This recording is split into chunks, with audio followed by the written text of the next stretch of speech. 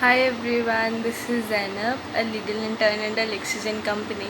I'm from UP EVS School of Law, Dehradun. So today we are going to discuss about Article 22 of Indian Constitution, which is protection from arrest plus detention. ठीक है, and we will discuss the later parts कि सारे provisions को अच्छे से and सब कुछ अच्छे से we will scrutinize. So let's start with our video. Firstly, do you know that Article 22 and Article 21 they both are complementary to each other? Because to adopt and enact the rule of law properly, we have to, and for the benefit of the larger part of the society, it is sometimes necessary to restrain the liberties of some individuals.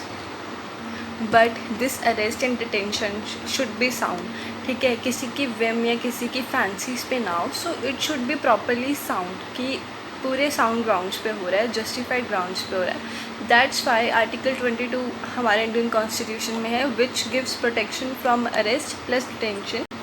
So article 22 के अंदर total 7 provisions है. ठीक है, and जिसमें से 1 and 2 they talk about the punitive detention, 3 talks about the exception and 4 to 7 talks about the preventive detention. So firstly we will discuss about the arrest, punitive and preventive, इनके proper meanings को. Okay, so arrest is legal and technical term also, जिसके under एक human की liberties को डिस्टिंग कर लेते हैं, कुछ लिबर्टीज़ को, लाइक इसकी मैक्सिमम लिबर्टीज़ को कन्फाइन कर देते हैं, and then he have to serve under the like custody, under the custody of police or judicial, whatever necessary, whatever is given according to the case. और article 20 के under जो 2 types के arrest given है, उसके under punitive and preventive दोनों ही given है. Plus और इसके साथ साथ ही उसके अंडर जो प्यूनिटिव है कि किसी भी इंसान की क्राइम करने के बाद उसकी क्या पनिशमेंट होगी, प्लस प्रिवेंटिव किसी को अगर क्राइम करने से रोके जा सकते हैं, तो उसके लिए सारी की सारी जो प्रोविजंस है they are given under article 22 well defined. लेकिन civil statutes which talks about the arrest plus detention, जैसे कि इनकम टैक्स का हो गया, जिसके अंडर अगर पर्सन इफ़ द डिफ्रॉडेड या कमिट कर देता है कोई क्राइम इनकम टैक्स एक्ट के अंडर, तो उसकी जो पनिशमेंट है प्रिवेंटिव है वो आर्टिकल 22 के अंडर गिवन नहीं है, लाइक सिविल नेचर का गिवन नहीं है इस कॉन्स्टिट्यूशन के अंदर.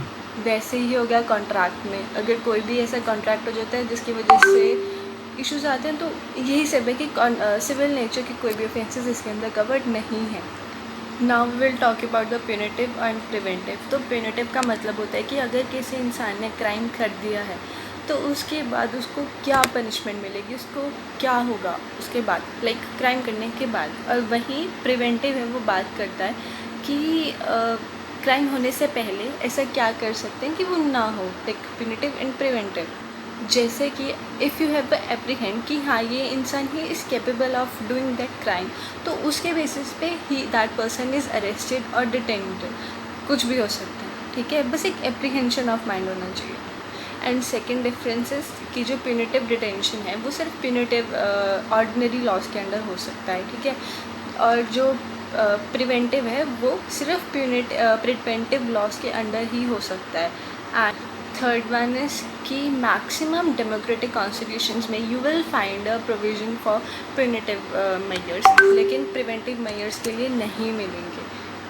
इट मीन्स कि ऐसे बहुत सारी कंट्रीज़ भी हैं जहाँ पे आपको ये प्रोविजंस मिल जाएंगे बड़े बड़े कॉन्स्टिट्यूशंस में प्रिवेंटिव के लिए, लेकिन ये सिर्फ इमरजेंसी सिचुएशंस में ही लगते हैं. इंडिया एक ऐसी इकलौती कंट्री है, it is the only one जिसके अंडर ये प्रिवेंटिव जो मेजर्स हैं ये नॉर्मली भी यूज़ होते हैं, ऑर्डिनरीली.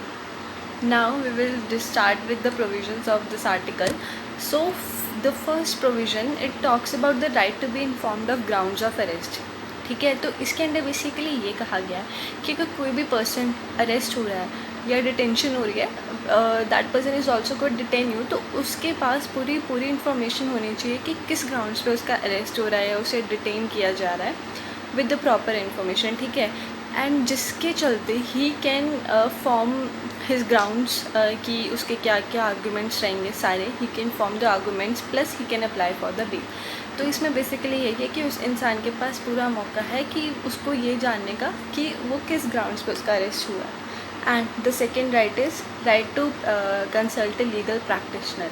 तो ये एक केस था Hussainara Khatoon versus home secretary of Bihar, जिसमें ये बोला गया था if a person who is incapable कि वो अपना लीगल प्रैक्टिशनर हायर नहीं कर पा रहा है बिकॉज ऑफ सम पॉवर्टी और any reason, he doesn't have the money या उसके पास प्रॉपर रिसोर्सेज नहीं है, तो इट्स द स्टेट्स रिस्पॉन्सिबिलिटी कि the state will provide the legal practitioner और द प्रैक्टिशनर या फिर एडवोकेट उनको हायर करके देगा। ठीक है, ये दोनों ग्राउंड्स थे जो राइट्स दिए गए हैं एक अरेस्टी को या डिटेनी को। And the next we will discuss in the next video later of the provisions. Thank you for